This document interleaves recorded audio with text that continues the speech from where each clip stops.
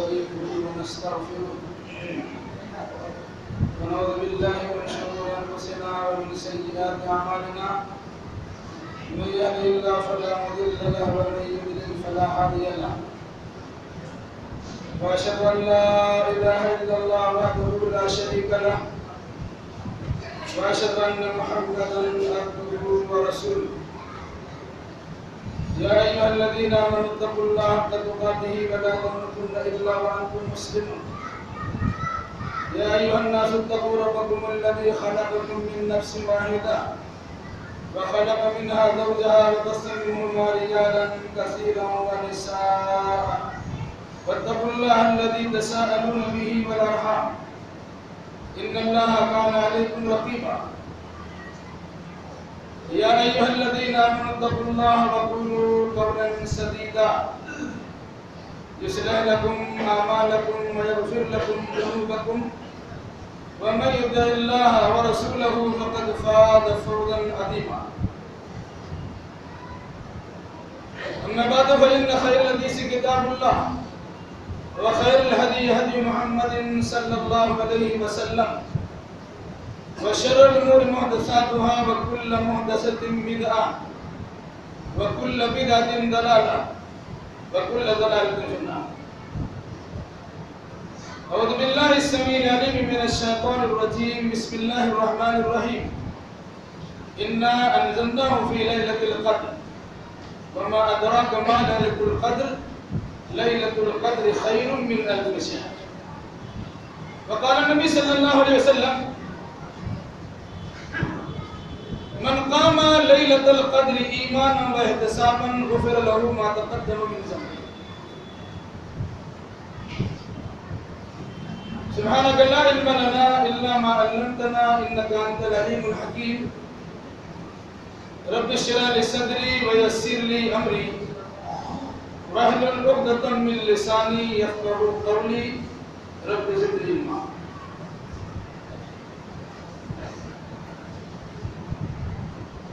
ہر طرح کی تعریف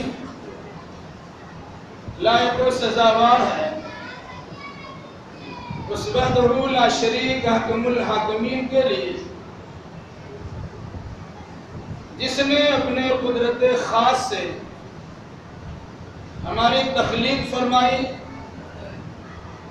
ہمیں مسلمان بنایا، امت مسلمہ میں شامل فرمایا اور صلاح و فلاح کے لیے بار بار ہمیں رمضان المبارک جیسا مہینہ عطا فرمایا۔ درود و سلام نازل ہو جملہ انبیاء کرام علیہم السلام پر، خصوصاً احمد مصطفیٰ محمد مصطفیٰ صلی اللہ علیہ وسلم پر جو ہمارے آخری نبی ہیں، خاتم النبیین ہیں، جنہوں نے اللہ کی قربت کے حصول کے لیے جو ذرائع و وسائل ہو سکتے تھے ان تمام ذرائع و وسائل کی رہنمائی فرمائی۔ اللہم صلی علی محمد وعلی آل محمد کما صلیت علی ابراہیم وعلی آل ابراہیم انکا حمید مجید۔ اللہم بارک علی محمد وعلی آل محمد کما بارکت علی ابراہیم وعلی آل ابراہیم انکا حمید مجید۔ بزرگوں، نوجوان ساتھیوں، پردہ نشین اور بہنوں، خطبہ مسنونہ کے بعد قرآن مقدس کی سورۃ القدر سے ابتدائی 3 آیات کریمہ کی تلاوت کی گئی ہے اور ساتھ ساتھ ذخیرہ احادیث میں سے سب سے صحیح ترین ذخیرہ صحیح البخاری کی ایک روایت بھی پڑھی گئی ہے۔ انشاءاللہ الرحمن انہی آیات و حدیث کی روشنی میں آج کی اس خطبے میں کچھ مخصوص باتیں آپ کے سامنے رکھی جائیں گی۔ اللہ ہمیں صحیح کہنے، صحیح سننے، صحیح سمجھنے اور صحیح باتوں پر عمل کرنے کی توفیق فراہم فرمائے۔ ماہ رمضان المبارک 2 ہفتہ پہلے سن رہے تھے کہ ماہ رمضان کی آمد ہے، لیکن آج آپ کو یہ اندازہ ہو چکا ہے کہ ماہ رمضان کے 17 ایام گزر چکے، 18ویں تاریخ کی تکمیل میں ہم لگے ہوئے۔ گویا ماہ رمضان کا آدھا سے زیادہ حصہ ہمارا گزر گیا۔ اب ہم نے کس طرح گزارا ہے وہ ہمارا معاملہ ہے۔ مہینہ تو آتا ہے اور چلا جاتا ہے، اس کے فیوض و برکات سے کون انسان کتنا فیضیاب ہوتا ہے اور کون انسان کتنا محروم ہوتا ہے، ہر شخص اس سلسلے میں اپنے بارے میں فیصلہ کر سکتا ہے۔ ہو سکتا ہے کہ بہت سارے لوگ نفلی عبادات بظاہر آپ کے سامنے نہیں کرتے ہوں، چھپ چھپا کر گوشہ تنہائی میں، گھر کے کسی کنارے میں یا کسی اور جگہ پر بجا لاتے ہو، یہ ان کا معاملہ ان کے رب کے ساتھ کا معاملہ ہے۔ لیکن فرائض کی ادائیگی، جیسے 5 وقتہ فرض نماز سال بھر فرضیت کی حیثیت رکھتی ہے، رمضان میں یہ چیز دکھنے کی ہے کہ آپ کو مسجد میں آنا ہے کہ نہیں ہے، اور رمضان کے علاوہ بھی ضروری ہے اور رمضان کے اندر بھی ضروری ہے۔ اس میں نہیں کہہ سکتے ہیں ہمارا دل کا معاملہ ہے، ہم یہاں بیٹھے بیٹھے مکہ مدینہ میں پڑھ کے چلے جاتے ہیں۔ اسی طریقے سے رمضان کا روزہ صبح سے لے کے شام تک روزہ رکھتے ہیں، بظاہر روزہ دکھتا ہے، لیکن باطن میں آپ نے روزہ رکھا ہے کہ نہیں رکھا ہے، اس کے ذمہ دار کوئی نہیں ہے، آپ ذمہ دار ہیں اور آپ سے اللہ تبارک و تعالیٰ پوچھے۔ اللہ نے انسانوں کی سہولت کے لیے وقفہ سے قربت الہی کے حصول کے واسطے بہار کا موسم رکھا ہے۔ آپ جانتے ہیں سال کے 12 مہینوں کے بالمقابل رمضان المبارک کا مہینہ عبادت اور نیکیوں کے بجا لانے کے اعتبار سے اہل ایمان کے لیے موسم بہار کا مہینہ۔ پھر اس کے بعد رمضان کا دن روزہ رکھنے کے لیے، رمضان کی راتیں تراویح و قیام اللیل کے لیے، اس کے 10 دن اور اس کے 20 دن اور آخری 10 دن، پہلا 10 دن اور دوسرا 10 دن یہ دونوں برابر ہو سکتے ہیں، لیکن آخری کے 10 دن برابر نہیں۔ وجہ رسول اکرم صلی اللہ علیہ وسلم کا جو طریقہ و دستور تھا رمضان المبارک کے گزارنے میں، آپ اسے سامنے رکھیں گے تو اندازہ ہو جائے گا کہ رمضان سے پہلے رمضان کا استقبال کرتے تھے، لیکن رمضان کے شروع ہو جانے کے بعد آخری عشرے کا انتظار رہتا تھا۔ آخری عشرے میں شب قدر کا معاملہ ہے، اس کی جستجو کرنا ہوتی تھی، اس کے لیے اللہ کے نبی صلی اللہ علیہ وسلم کمر بستہ بھی ہوتے تھے اور ساتھ ساتھ اعتکاف بھی کرتے تھے۔ یہ آخر معاملہ ہے، لیکن شروع سے اخیر تک کے معاملات میں اللہ کے نبی صلی اللہ علیہ وسلم کا 2 عمل تو بطور خاص ہوتا تھا، اسے یاد رکھنا۔ کان اجود الناس، اللہ کے نبی صلی اللہ علیہ وسلم عام دنوں کے اندر بھی لوگوں کے بالمقابل زیادہ سخاوت و فیاضی کرنے والے تھے، لیکن رمضان کی شروعات میں جب ماہ رمضان آیا تھا تو اللہ کے نبی صلی اللہ علیہ وسلم کے صدقات و خیرات کرنے کی جو تفصیل بیان کی گئی ہے، کالریح المرسلہ، جس طرح تیز دھند ہوا کے جھونکے ہوتے ہیں اسی انداز سے اللہ کے نبی صلی اللہ علیہ وسلم صدقات و خیرات کرنے میں سبقت کیا کرتے ہیں۔ یہ خیرات اور صدقات کے سلسلے میں رمضان المبارک کے پورے ایام میں اور ان کی راتوں میں آپ کا دستور و طریقہ۔ دوسری چیز تلاوت قرآن۔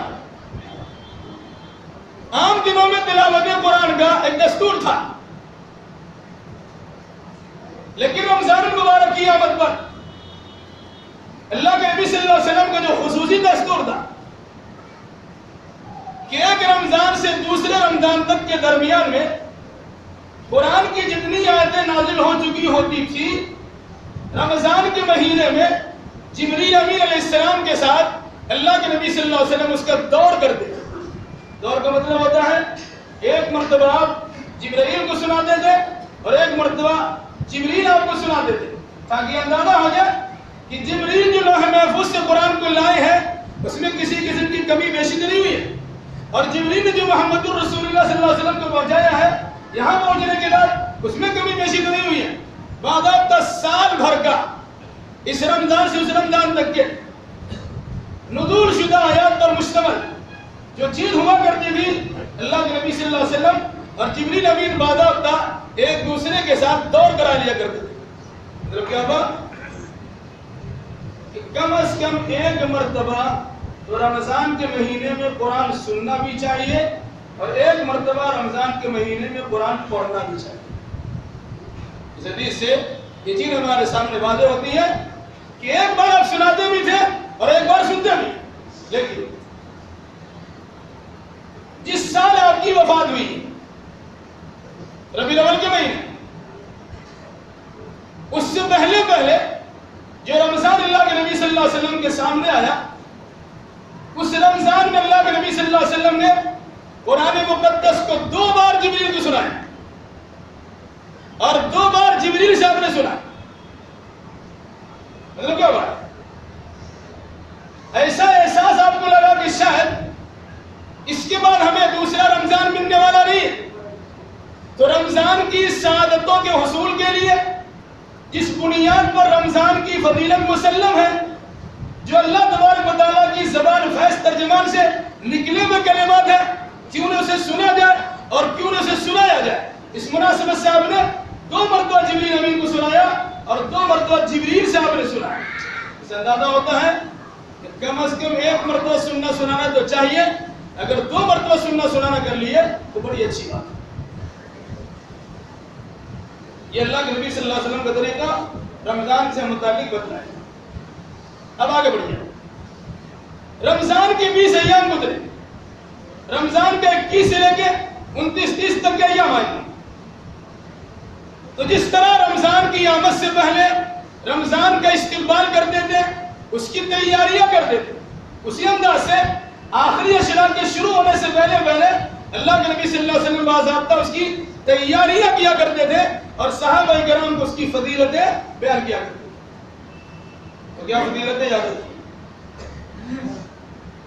ایک تو عام بات ہے، جس نے رمضان کا روزہ رکھا ایمان کے ساتھ اور ثواب کی امید کے ساتھ، اس کے گزشتہ گناہ معاف۔ جس نے رمضان کے مہینے میں قیام اللیل کیا، تراویح کی نماز پڑھی ایمان کے ساتھ اور ثواب کی امید کے ساتھ، تو اس کے گزشتہ گناہ معاف ہو جاتے۔ خصوصی بیان، من قام لیلۃ القدر ایمانا واحتسابا غفر له ما تقدم من ذنبه۔ جس انسان نے لیلۃ القدر یعنی شب قدر میں ایمان کے ساتھ اور ثواب کی امید کے ساتھ قیام اللیل کیا، تو اللہ کے رسول کی جانب سے خصوصی پیغام غفر له ما تقدم من ذنبه، ان کے گزشتہ سارے گناہ بخش دیا۔ اس سے اندازہ ہوتا ہے کہ رمضان کے اخیر عشرے کی فضیلت 2 پہلے والے عشروں سے کہیں زیادہ ہے، چنانچہ اس کی تیاری شروع۔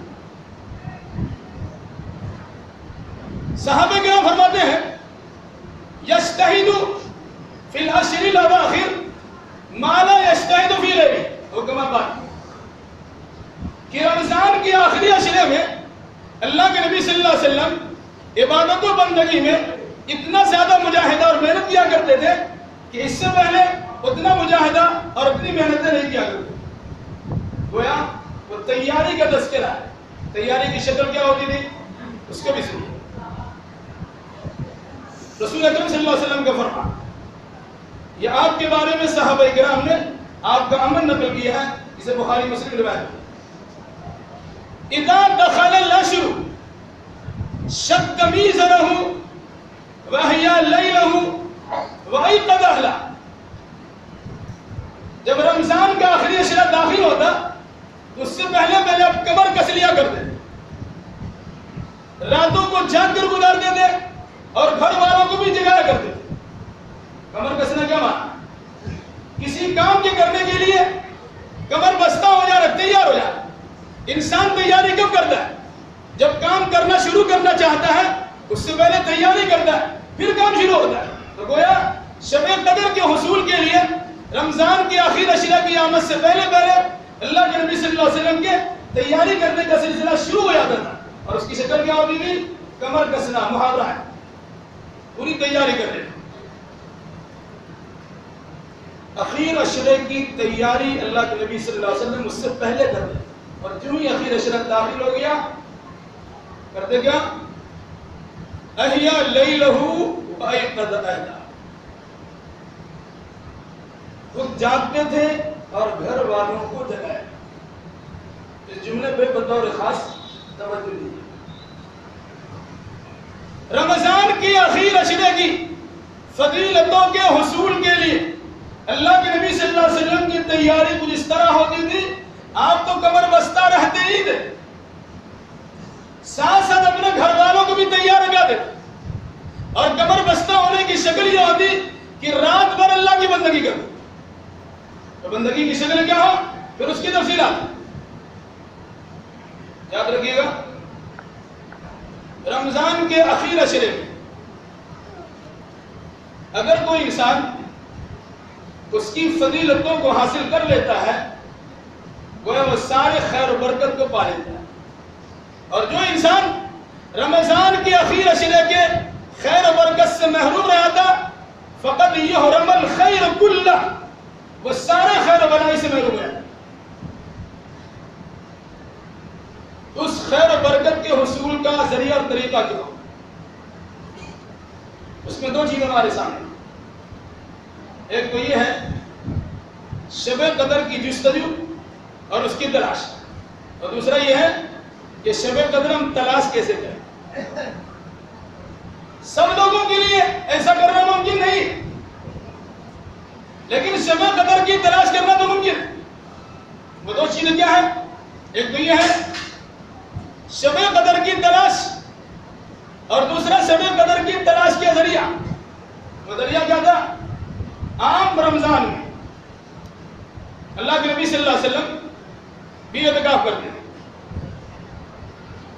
کبھی 10 کا بھی اعتکاف کیا، کبھی درمیان کا اعتکاف کیا، لیکن آپ کو بتایا گیا کہ جس مقصد سے آپ نے اعتکاف کیا ہے، جس چیز کی تلاش و جستجو میں آپ نے اپنے اوقات کو صرف کیا ہے، وہ چیز تو رمضان کے اخیر عشرے میں، تو آپ نے اخیر عشرے کا بھی اعتکاف کیا۔ مقصد کیا تھا کہ اعتکاف کریں گے تو رمضان کے اخیر عشرے کی ساری فضیلتیں تو مل نہیں بھی۔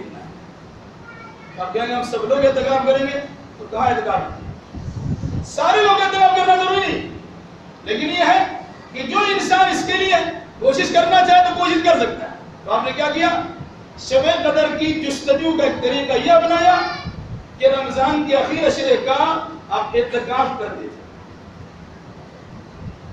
اعتکاف اور شب قدر دو چیزیں، ان دونوں کی فضیلت مختصر یاد رکھیے۔ پہلی بات، اعتکاف کا معنی ہوتا ہے گوشہ نشینی، کسی کنارے میں بیٹھ جانا،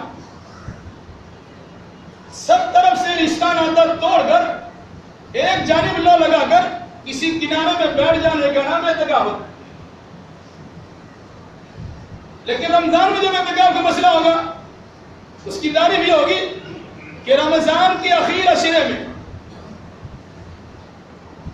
20 رمضان کو عصر کے بعد مسجد میں داخل ہوا جائے، اور جب چاند عید کا چاند نظر آ جائے یا اس کی صحیح خبر مل جائے تو اس کے بعد مسجد سے نکلا جائے، یہ ہے اعتکاف۔ یاد رکھیے گا، اعتکاف صرف مسجد ہی میں ہوتا ہے۔ وَأَنْتُمْ عَاكِفُونَ فِي الْمَسَاجِدِ، تم اعتکاف کرنے والے ہو مسجد کے اندر، تو چاہے مرد اعتکاف کرے چاہے عورت اعتکاف کرے، اعتکاف کرنے کے لیے مسجد شرط عام طور سے بنا ہوا ہے کہ عورتیں اپنے گھر میں اعتکاف کر لیں۔ یاد رکھیے گا، اللہ اس کے رسول کے فرمان سے گھر میں اعتکاف کرنے کو ثبوت دے دیتا ہے۔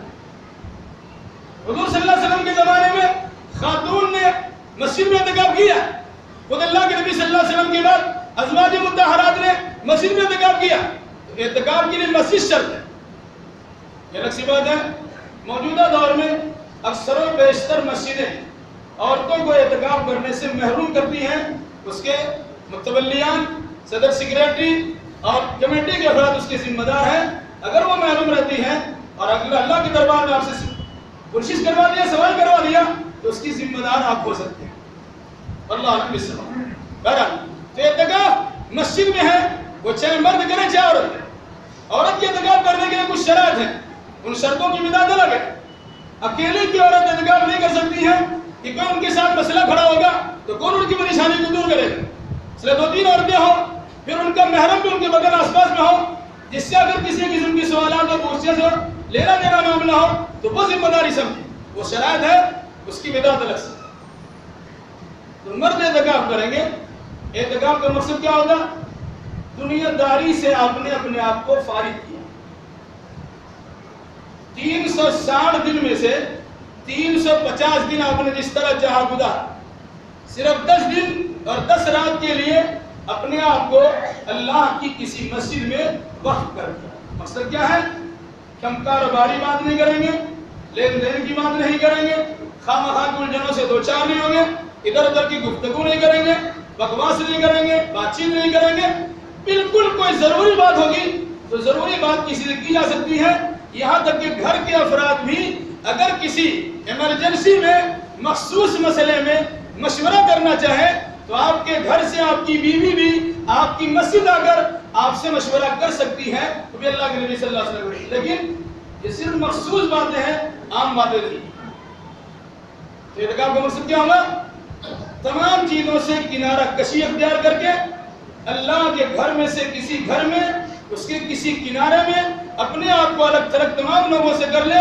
مسجد میں سارے افراد رہنے کے باوجود پھر بھی اس سے کنارہ کشی اختیار کرتے.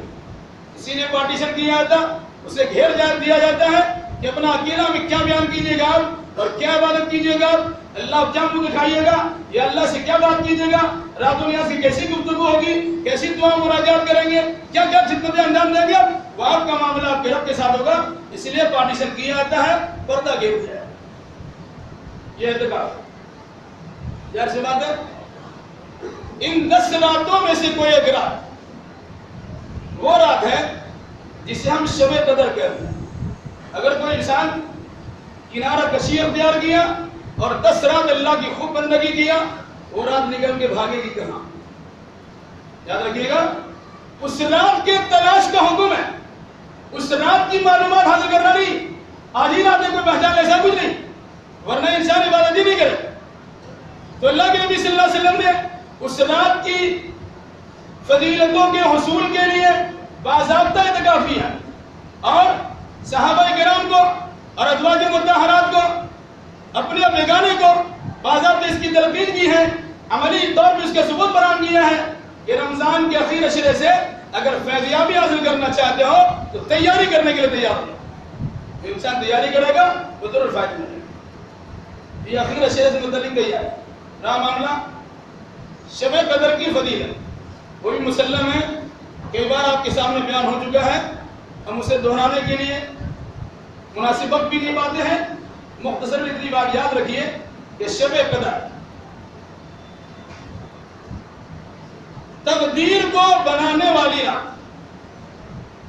شب قدر تعظیم و تکریم والی رات. شب قدر فرشتوں کے نزول سے روح زمین کو تنگ کر دینے والی رات. یہ 3 وجہیں عام طور سے بتائی جاتی کہ شب قدر کو شب قدر کیوں کہا جاتا ہے. لفظ قدر کا معنی ہوتا ہے قدر و منزلت، تعظیم و تکریم. اس میں کوئی شک نہیں ہے یہ رات تعظیم و تکریم والی ہے کہ سارے راتوں میں سب سے بہتر رات، اس کی تعظیم کرنی چاہیے. اور اس میں بھی شک و شبہ گنجائش نہیں کہ اس رات میں تقدیر کے فیصلے ہوتے ہیں. خاص طور سے بڑے بڑے امور کے فیصلے کیے جاتے ہیں. فیہا یفرق کل امر حکیم، فیصلہ ہوتا ہے. اگر اس رات میں اب اللہ کا فیصلہ ہو رہا تھا، اب سوئے رہ گئے، اور فیصلہ نے آپ کا اللہ نے سونے والوں میں آپ کا نام لکھ دیا تو اللہ کی رحمتوں مغفرتوں سے ویسی معلوم رہ جائیں گے. جس وقت اللہ تبارک و تعالیٰ سے نوکری مانگنی تھی, جس وقت اللہ تبارک و تعالیٰ سے روزی مانگنی تھی, جس رات اللہ تبارک و تعالیٰ سے مغفرت چاہنی تھی, جس رات اللہ تبارک و تعالیٰ سے دنیا آخرت کی کامیابی مانگنی تھی, اس رات کو آپ نے سونے میں گزار دیا تو اللہ نے اگر آپ کی تقدیر اسی انداز سے لکھ دیا ہے اس کی ذمہ دار آپ خود ہوں. اس مناسبت سے شب قدر کی جستجو اس طرح سے کرنا ہے کہ ہم اللہ سے معافی بھی مانگیں گے, اللہ سے روزی مانگیں گے, اللہ سے نوکری بھی مانگیں گے, اللہ سے کاروبار بھی مانگیں گے, اللہ سے جنت بھی مانگیں گے, اللہ کی جہنم سے دوری بھی مانگیں گے, اللہ سے آپس کے اختلاف کے خاتمے کی دعا بھی کریں گے, آپس میں ملنساری کی اللہ تبارک و تعالیٰ سے مناجات بھی کریں گے. یعنی دین و دنیاوی اعتبار سے جو فلاح اور بہبود کے کام ہوں گے ان تمام چیزوں کا اللہ سے مطالبہ کریں گے, اور جس اعتبار سے نقصان ہو ان نقصان کی وجہ سے اللہ سے پناہ. اس طرح سے ہم شب قدر کی جستجو کریں. شب قدر 1000 مہینوں سے بہتر ایک رات. اور کیجیے گا, اب اس کا حساب اپنے سے لگا دیجیے. 1000 مہینہ 83 سال 4 مہینے ہوتے ہیں. دیکھیے ایک سال لیلۃ القدر خیر من الف شہر. ہاں, شب قدر 1000 مہینوں سے بہتر. 1000 مہینوں کو جوڑیں گے آپ تو 83 سال 4 مہینے ہوتے ہیں. ایک انسان کی زندگی کتنی ملتی؟ اگر ایک شب قدر اللہ تبارک و تعالیٰ نے آپ کو نصیب کر دیا تو آپ کی زندگی کتنی زبردست ہوگی اندازہ لگا لیں. پھر اس کے بعد حساب لگائے گا. اگر کوئی انسان اس رات میں عبادت کرتا ہے, ایک عبادت 1000 مہینے کے رات کی عبادت سے بہتر ہے. ایک عبادت 1000 مہینے کے رات کی عبادت سے بہتر ہے. اب 1000 مہینے کی گنتی کی, 1000 مہینے میں کتنے دن ہوتے ہیں جوڑ لیجیے گا. 1000 مہینے میں کتنے دن ہوتے ہیں؟ اگر کوئی انسان 1 روپیہ خرچ کرتا ہے تو 1000 مہینے کے جتنے دن ہوں گے 1 روپے کی قیمت اتنے ہو جائے. اگر 10 روپیہ آپ نے خرچ کیا ہے تو اس کو جوڑ لیجیے. اگر 100 روپیہ آپ نے خرچ کیا ہے پھر اس کو جوڑ لیجیے. اگر آپ نے مسجد کی مصلی کے لیے صرف 1000 روپیہ دیا ہے اس کو جوڑ لیجیے. کتنا خربوں اربوں اور کتنے کروڑوں آپ کے فائدے ہو جاتے ہیں اندازہ لگا دیجیے. تو صرف 1 روپیہ خرچ کرنے پر, 100 روپیہ خرچ کرنے پر, 500 1000 روپیہ خرچ کرنے پر کوئی لاکھ خرچ کرے گا تو کتنا ہوگا اندازہ لگا لیجیے. جوڑ لیا اپنے اندر. کیا اللہ نے کہا لیلۃ القدر خیر من الف شہر.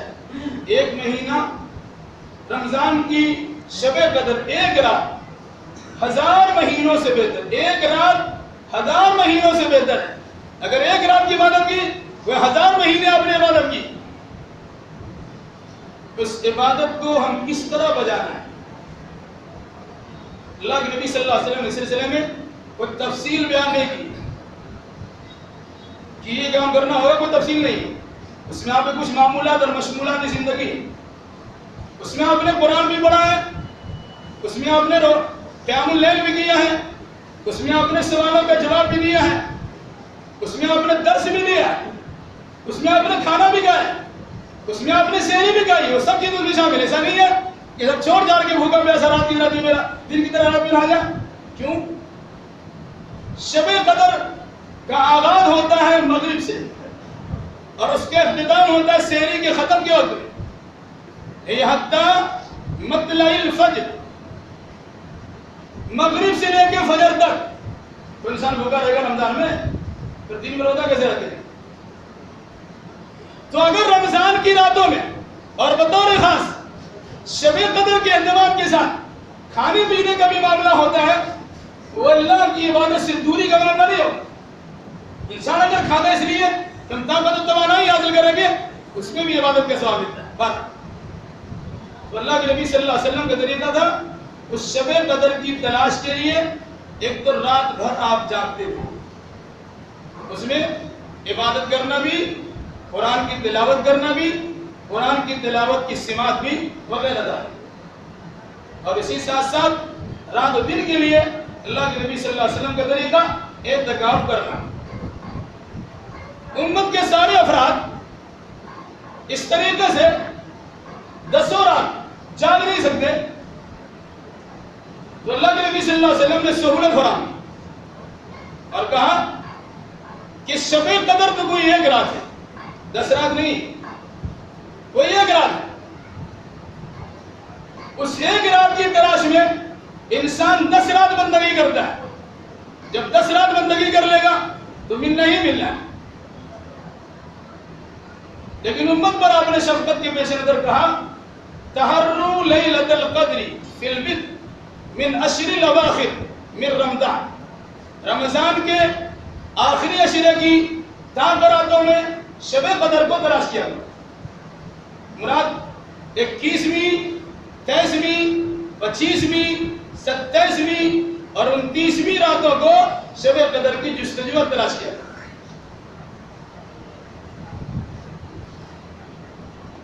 چاند کے اعتبار سے کبھی آگے پیچھے ہونے کا خطرہ رہتا ہے. 29-30 کا مسئلہ ہے، چاند 29 کا ہو گیا تھا لیکن اب 30 کے انتظار میں بیٹھے ہوئے. اس اعتبار سے اگر دیکھا جائے گا تو جس دن آپ کا طاق نہیں ہوگا، یہ جو رات جفت ہوگی اس رات میں ہو سکتا ہے شب قدر ہو جائے. ایک دن پہلے سے آخری عشرے کا آغاز ہو چکا ہے. اس مناسبت سے اللہ کے نبی صلی اللہ علیہ وسلم نے تاریخ کے آگے پیچھے کو بھی مد نظر نہیں رکھا. کہا پوری 10 رات بندگی کر لو گے تو وہ رات مل جائے گی اور آپ نے کر کے دکھایا. لیکن ساتھ ساتھ امت کو یہ اجازت دی ہے کہ رمضان کے اخیر عشرے کی تام راتوں میں شب قدر کو تلاش کرتے ہیں.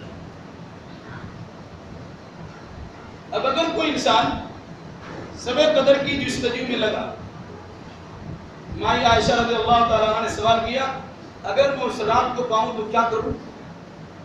آپ نے عمل کا تذکرہ کیا. کہا کہو اللہم انک عفو تحب العفو فاعف عنی.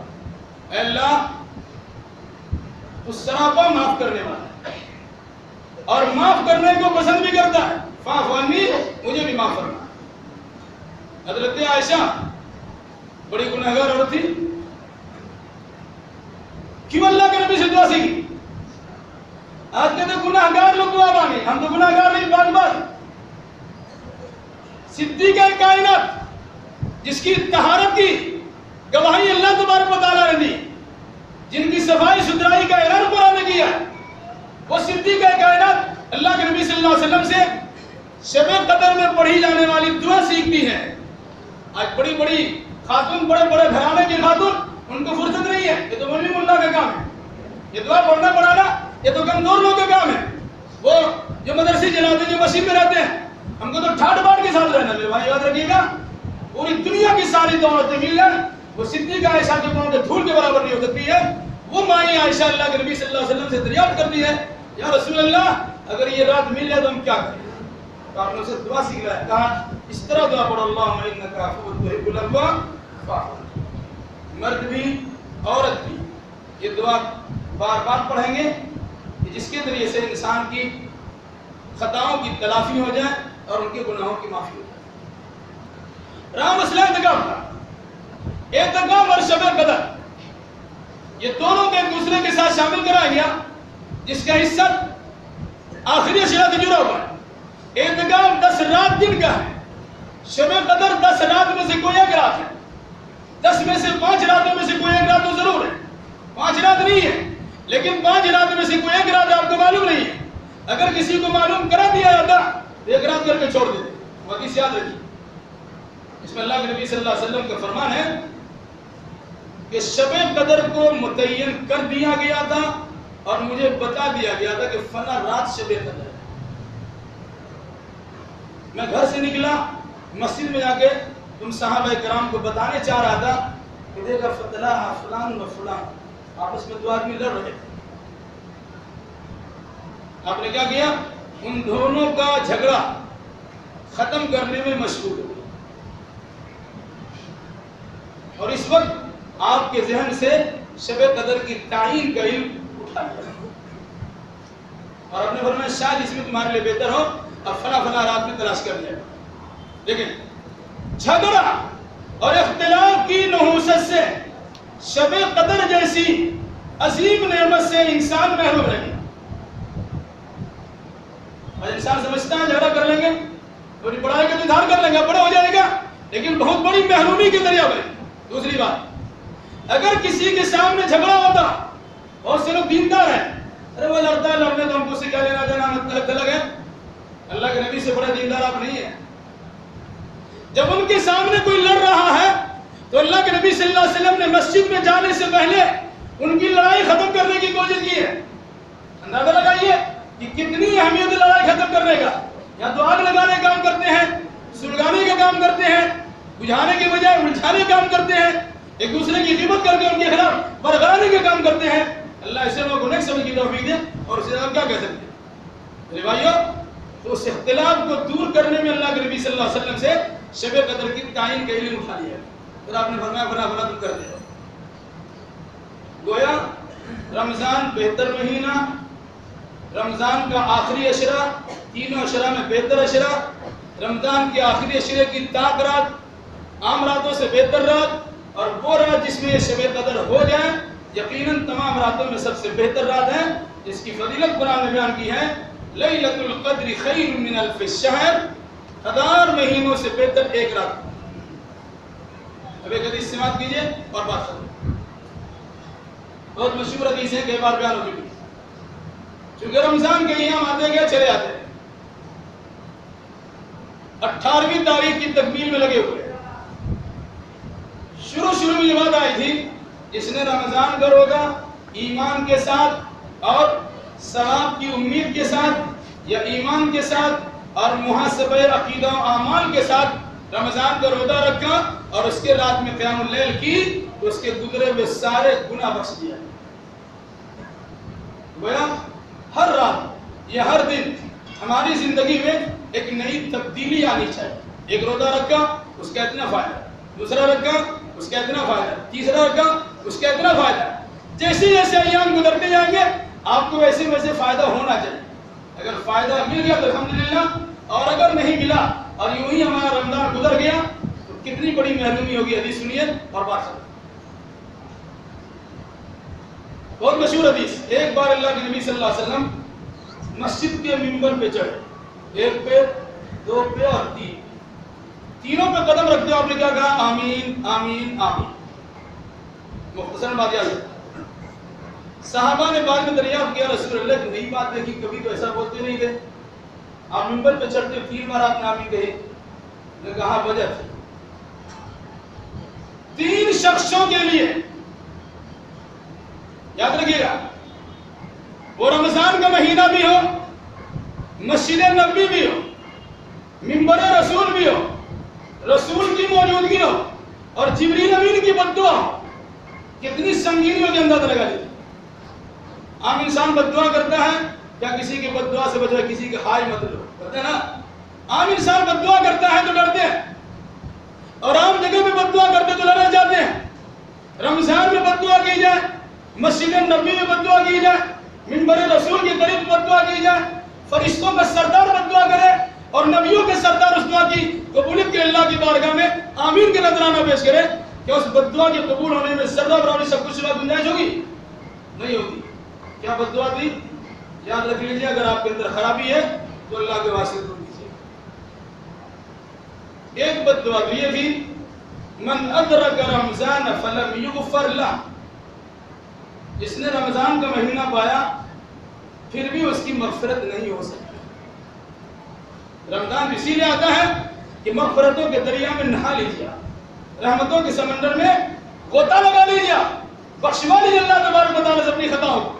لیکن رمضان ملنے کے بعد بھی آپ بخشوا نہیں سکے, رمضان یوں ہی گزر گیا, تو سنیے جبریل کی بددعا, اللہ کی رحمت سے وہ انسان دور ہو جائے. اور جو رحمت الہی سے دور ہوگا وہ جنت میں منہ دکھے گا, جہنم میں چلا جائے گا. تو بددعا کیا تھی؟ رمضان کا مہینہ پائیے تو اپنی بخشش کروا لیجیے, نہیں کروائیں گے تو اللہ کی رحمت سے آپ دور ہو جائیں گے. سب لوگ مل کر اگر آپ سے کہیں گے, آپ کے بارے میں کہیں گے اس کو بخش دیجیے, دنیا کے سارے آبا بابا کو بلا لیجیے, خاندان کے اور بزرگوں کے, دنیا کے سارے بزرگوں کو بلا لیجیے, وہ آپ کے لیے سفارش کرا دیں گے کہ اللہ اس کو بخش دے. جبریل امین کے بددعا کا کیا کریں گے؟ اور رسول امین کی بددعا پر آمین کہنے کو کیا کریں گے آپ؟ کہ اللہ تبارک و تعالیٰ فرشتوں کے سردار کے بددعا کو چھوڑ دیں گے اور نبیوں کے سردار کی بددعا پر آمین کرنے کی بات کو ترک کر دیں گے اور آپ جیسے انسان کی بات سن لیں گے؟ فیصلہ کرنا آپ کا کام۔ دوسرا مسئلہ یاد رکھیے، اس میں بہت سارے لوگ الجھے ہوئے ہیں۔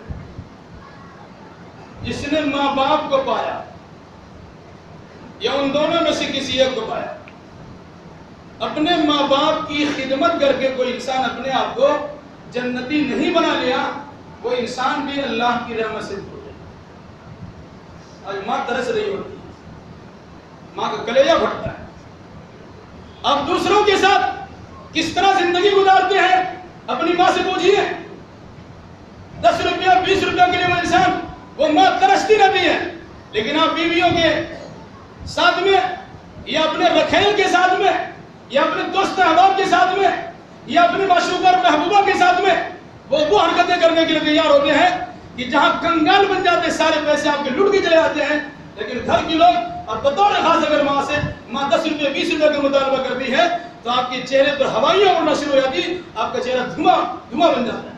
فیصلہ کر لیجئے کہ جو انسان ماں باپ کو پاتا ہے یا ان دونوں میں سے کسی ایک کو پاتا اور اس کی خدمت کر کے اپنے آپ کو بخشوا نہیں لیتا، وہ اللہ کی رحمت سے۔ اور تیسری بات، جو اللہ کے نبی صلی اللہ علیہ وسلم کا نام سنتا ہے اور آپ پر اتنا بھی نہیں بول پاتا صلی اللہ علیہ وسلم، اللہ ان پہ درود بھیجے، اللہ ان پر سلام بھیجے۔ تو جو انسان آپ کا نام سنتا اور آپ پر درود و سلام نہیں بھیجتا ہے تو اس کی لیے بددعا یہی ہے کہ وہ انسان اللہ کی رحمت سے دور ہو جائے۔ اور فیصلہ کر لیجئے ہم کہاں کہاں اللہ کی رحمت سے دور ہیں اور کیسے کیسے اللہ کی رحمت کو ہم تلاشتے ہیں۔ اب سر پٹکتے رہ جائیے، افطار کراتے رہ جائیے، سحری کھلاتے رہ جائیے، غریبوں کو تقسیم کرتے رہ جائیے، کپڑا خوب بانٹیے، زکوٰۃ اور فطرات کا انبار لگا دیجئے، محلے میں پورا پرچار کرا دیجئے، افطار پارٹیوں میں زبردست اہتمام کر لیجئے، یتیموں کا مال لوگوں کو کھلا دیجئے، سب کچھ کر لیجئے آپ۔ اگر آپ کی ماں آپ کی ماں سے ناراض ہے، لاکھ سر پٹک کے رہ جائیے گا، کبھی ترقی نہیں کر سکتے، کامیابی تو نہیں مل سکتی آپ کو، یہ ضمانت ہے، کیونکہ جبریل نے بددعا کی ہے وہ اللہ کی رحمت سے دور ہو جائے جن کا ماں باپ زندہ ہو اور ان کی خدمت کر کے وہ انسان اپنے آپ کو جنتی نہ بنائے۔ بھائی غور کیجیے، آپ بات تلخ لگتی ہوگی، اللہ کے واسطے مت کیجیے۔ اللہ ہمیں اور آپ کو جملہ مسلمانوں کو دیکھ سمجھ کی توفیق عطا فرمائے۔ الہی جو آخری ایام آنے والے ہیں تو ہمیں اس میں اپنی سعادتوں کے حصول کے لیے سہولیات ہمیں عطا فرمائے۔ الہی جو ہمیں بیمار ہیں انہیں شفاء کاملہ اور عاجلہ عطا فرمائے۔ الہی جو مقروض ہیں انہیں قرض ادا کرنے کی سہولیات فراہم فرمائے۔ الہی جن جن لوگوں نے دعا کی درخواست کی ہے اے اللہ ان کی تمام تر جائز مراد کو پوری فرما۔ الہی بہت سے لوگ سخت پریشانی میں بیماری کے اندر مبتلا ہے، الہی جو اپنے فضل و کرم سے انہیں شفاء کاملہ اور عاجلہ عطا فرما دے، ان کی پریشانیوں کا خاتمہ فرما دے۔ الہی جب تک ہمیں زندہ رکھ، کتاب اللہ اور سنت رسول اللہ پر عمل کرتے زندہ رکھ، اور جب ہمارا خاتمہ ہو انہی دونوں کی تربیت ارشاد کرتے ہمارا خاتمہ ہو۔ اقول قولی ھذا واستغفر اللہ لی ولکم ولسائر المسلمین وآخر دعوانا الحمد للہ۔